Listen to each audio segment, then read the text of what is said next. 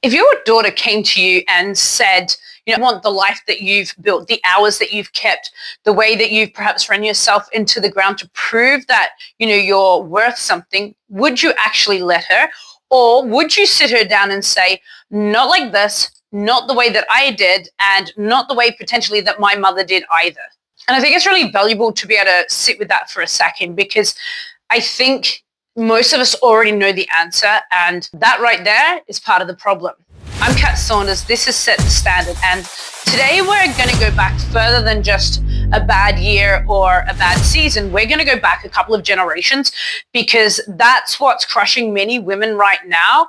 It's not a you thing. It's something that we've inherited culturally, and I want to show you exactly where that has come from.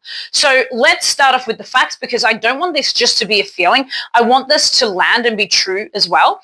In December 1972, the Arbitration Commission in Australia ruled that women were entitled to equal pay for equal value, not equal pay for identical work, equal value. And that's just over 50 years now, and most of our own mothers were alive for this, and some of them were already working.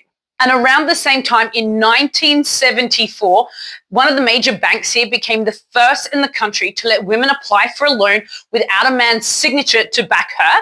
And it took until 1984 for the Sex Discrimination Act for that to become an actual legal right instead of just a bank's policy. So for most of the 1970s, a woman could be earning her own income but still need a man's permission in order to borrow against it. And here's one of the things that can stop us cold in our tracks when we hear it or say it out loud. Into the early 1980s, it was standard medical practice here in Australia for a woman to still need her husband's consent. And, if a woman wanted to get her tubes tied, it wasn't a suggestion or a requirement, but on record, it describes that women need permission, and the women that went on record was recorded in 1983, and it was only dropped because it was finally recognized as a breach of human rights. Now, I'm not telling you this to invoke a feeling of being angry at anyone specific, and this isn't about men. It's about a system and a standard that was built long before any of us even were born, before we showed up, and most of us are still living inside of it without ever having agreed to it.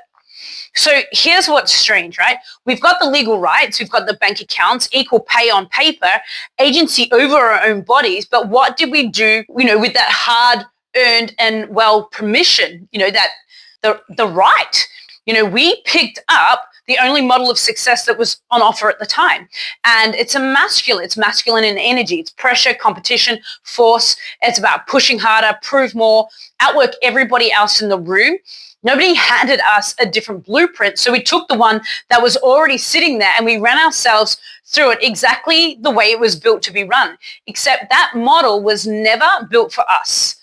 Pressure and force sit in direct conflict with us in our feminine energy, not because we're weaker, because we're wired differently. And if we're asking a feminine nervous system to run permanently in a masculine energy, in a masculine engine, that's exactly why so many successful women feel quietly wrecked underneath a life that looks completely fine from the outside. And sometimes I wonder what is it actually costing us as women physically, running our bodies on an engine that they were never designed or built to run on.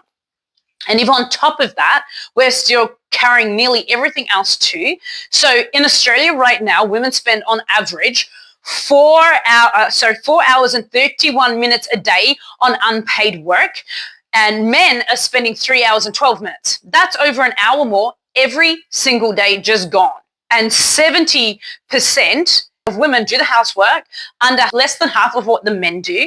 And when it comes to the kids, 89% of mothers are the ones doing the school pickups, packing the lunches, physically and emotionally carry the load of raising them, compared to 73% of fathers, with mothers spending over an hour or more a day than dads do.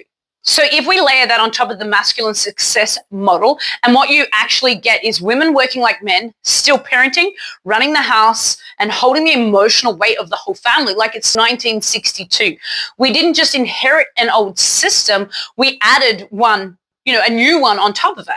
No wonder that we get tired, that you're feeling tired. You're not doing the bad job, or you're doing two jobs that you're never supposed to. And all of that pressure is coming onto the same one person, and calling it exhaustion or a personal failing instead of what it actually is simply a math issue. And here's where it gets a little bit quieter, if you would, and more personal. Underneath all of this sits something that most of us never say out loud, and it's guilt around money.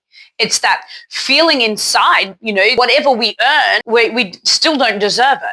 And that's not random. If a system spent decades treating your income as something that needed the man's permission to be real, of course, some part of you still flinches at being able to fully embody and claim it.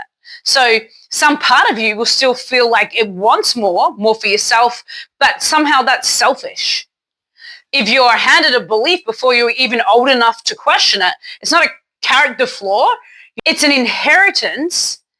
And the beautiful thing with inheritances is we can refuse them.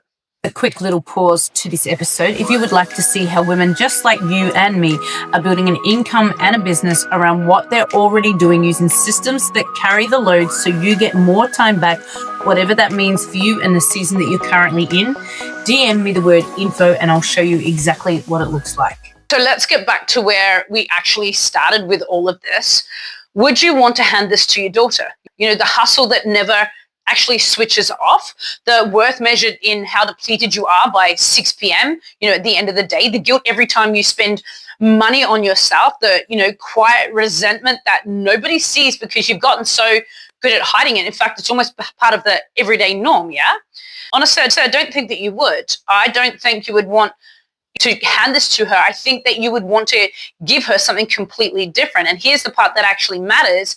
You get to be the one that changes it, not by fighting the old model harder, by actually breaking the chains and refusing to hand it down. And that's not a 5-step plan. It becomes a decision, and it's choosing to build your life and your income around what actually fits you instead of what we inherited by default, and letting go of the guilt that was never actually yours to hold on to in the first place, because you were never meant to meet the standard. You were meant to set the standard. Like, life is going to keep lifing, yeah? It's going to throw you curveballs. It just will. And if you don't actually prioritize what you say that you want in your life, life is going to keep happening and you're never going to get the results of what you want. Like, that's the reality. Life will throw stuff in your way, and it really comes down to what you are going to put as a priority for what you're building, for what you actually want. That's it. Bye.